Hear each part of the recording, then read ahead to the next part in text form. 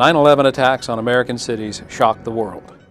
President George W. Bush soon rallied for a response. In October of that year, the United States and its allies invaded Afghanistan. The aim of the invasion was to dismantle al-Qaeda and to deny it a safe base of operations in Afghanistan by removing the Taliban government. The global war on terror had begun in earnest. Despite initial success in Afghanistan, American forces soon became bogged down in the east and the south.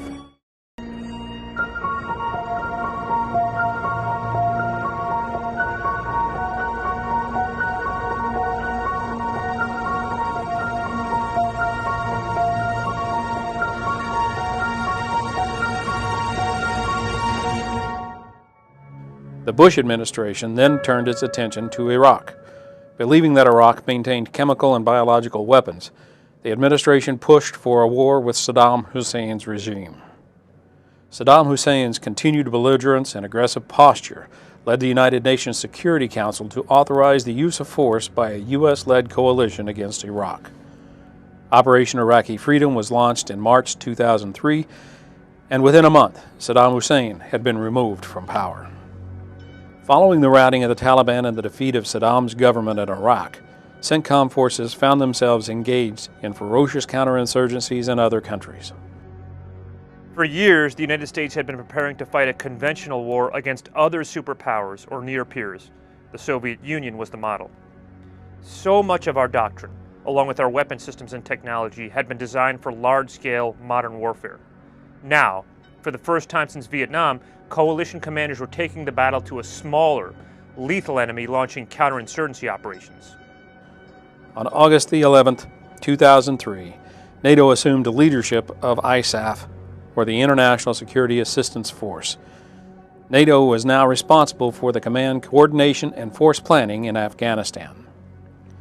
CENTCOM also continued to support disaster relief efforts throughout the region, with significant operations in response to the October 2005 earthquake in Pakistan and the evacuation of nearly 15,000 citizens from Lebanon in 2006.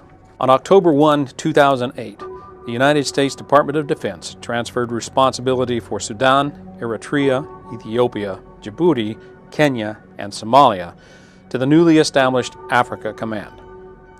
Egypt, home to Exercise Bright Star, the DoD's largest recurring military exercise, remained in the U.S. CENTCOM area of responsibility. The Islamic State of Iraq and Syria, ISIS, emerged in 2013 with its extreme ideology claiming to have created an Islamic caliphate. Its acquisition of large numbers of weapons and rapid seizure of territory in Iraq alarmed the world. By June 2014, the security situation in Iraq had deteriorated, with the Iraqi cities of Mosul and Tikrit falling to ISIS forces. The United States had ceased active combat operations of its own in Iraq in 2011. When ISIS continued to make gains in the region and conquer territory, CENTCOM helped to ensure the new Iraqi army had what it needed to defeat that. And that had always been the intention from the start, to train, advise, and assist a trusted ally in this common fight against terrorism. Over the next 3 years, coalition, Iraqi, and other partnered forces worked together to combat ISIS. Thousands of square kilometers of land were reclaimed, significantly weakening the ISIS terror infrastructure in Iraq and Syria. CENTCOM was also helping to write the final chapter in Afghanistan, after more than 13 years of Allied involvement. On January 1, 2015, the ISAF era ended when the command transitioned to NATO's Resolute Support mission.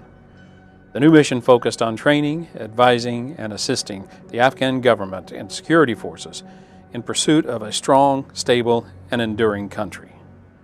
CENTCOM had been defeating terror groups in Iraq and Iran since 9/11, yet evil ideology continued to loom in the Middle East.